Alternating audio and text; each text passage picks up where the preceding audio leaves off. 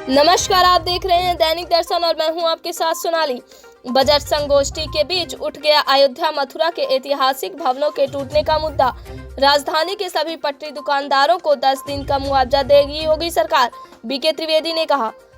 उत्कर्ष संगोष्ठी के 26वें चरण में आमंत्रित किए गए दर्जन भर संगठनों में केवल कुछ संगठनों से जुड़े लोग ही नजर आए। बजट समीक्षा 2023-24 पर बोलते हुए वॉरियर्स एकेडमी के सचिव जेपी सिंह ने कहा कि यह देश को विकास के मार्ग पर आगे ले जाने वाला बजट है। वहीं लखनऊ के माल एनवी क्षेत्र के निवासी उद्योगपति ज्ञान प्रकाश अग्रवाल ने कहा कि सरकार को इस बजट को बनाते समय देश के सभी वर्गों को ध्यान में रखना चाहिए, विशेषकर ईमानदारी से समय पर टैक्स देने वाले लोगों के लिए कुछ प्रावधान करने चाहिए थे। इस बजट विषयक संगोष्ठी में सामान्य मध्यम वर्गीय उपभोक्ताओं का प्रतिनिधित्व कर रहे इंदिरा नगर निवासी मनीष शुक्ला ने बजट से जुड़ी सरकारी दावेदारियों पर सवाल उठाते हुए कहा कि 2014 से देश में जितने बजट आए हैं उनसे कितना और किसका विकास हुआ है, यह सरकार को देश की जनता को बताना चाहिए। इस मौके पर मौजूद लखनऊ नागरिक समिति के अध्यक्ष बीके त्रिवेदी ने कहा कि लखनऊ में ग्लोबल इन्वेस्टर समिट के चलते हजारों छोटे पटरी दुकानदारों को 20 फरवरी तक सड़कों पर नजर न आने का सरकारी आदेश दिया गया है और अब वह परिवार भूख मरने की कगार पर है।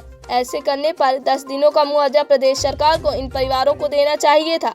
इसी बीच अयोध्या निवासी श्रेयांशी जायसवाल के स्तर से दी गई जानकारी के आधार पर इस बजट संगोष्ठी में अयोध्या विकास के नाम पर सैकड़ों वर्ष पुराने ऐतिहासिक मोहल्लों को मिटाए जाने के सरकारी अभियान का मुद्दा उठ गया।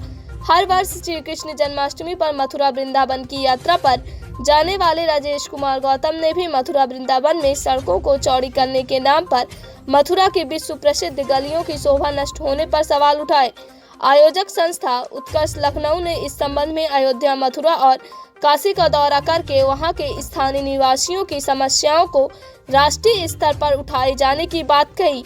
संगोष्ठी के संयोजक अनिल ने बताया कि अगली संगोष्ठी पब्लिक प्राइवेट पार्टनरशिप के प्रयोग पर होगी और इसमें राज्य परिवहन निगम सहित अनेक संगठनों को आमंत्रित किया जाएगा। नमस्कार, सबसे पहले मैं श्रेयांशी जायसवाल इस संगोष्ठी में आए सभी अतिथियों और वक्ताओं का स्वागत करती हूँ। ये उत्कर्ष संगोष्ठी का 26वां चरण है। इसके पहले के चरणों में झारखंड संगीत विश्वविद्यालय से लेकर भारत के अर्थव्यवस्था और जल निगम की समस्याओं की पर संगोष्ठी की गई। इस संगोष्ठी से पहले मैं आपको हमारी आयोजक संस्था उत्कर्ष लखनऊ के बारे में कुछ जानकारी देना समझती हूँ। यह एक मल्टीमीडिया पब्लिक रिलेशन फर्म के रूप में पिछले 5 वर्षों से लगातार काम कर रही है। हमारी फर्म की मुख्य उपलब्धियों में उत्कर्ष संगोष्ठी के नियमित आयोजन के अलावा Lucknow city live YouTube channel, सुर सागर संगीत संध्या, लखनऊ सिटी रिपोर्टर के नाम से हिंदी साप्ताहिक समाचार पत्र पर संचालन किया जा रहा है। इसके अलावा लखनऊ उत्तर प्रदेश के विभिन्न मुद्दों पर न्यूज डॉक्यूमेंट्री भी करी जा रही है। निर्माण के क्षेत्रों में भी हमारी फर्म काम कर रही है। इस परिचय के बाद अब मैं आपको उत्कर्ष संगोष्ठी के बारे में कुछ संक्षिप्त जानकारी देनी जरूरी समझती हूँ।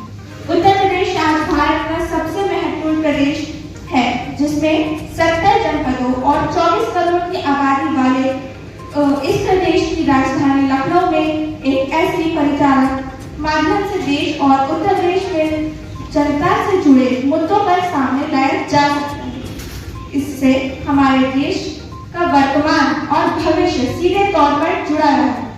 हमें प्रसन्नता है कि उत्कर्ष संगोष्ठी अपने इन उद्देश्यों में बहुत हद तक सफल रही है। अब हम आज के विषय पर आते हैं। भारत में मौजूदा एनडीए सरकार के 10 वर्ष पूरे हो चुके हैं।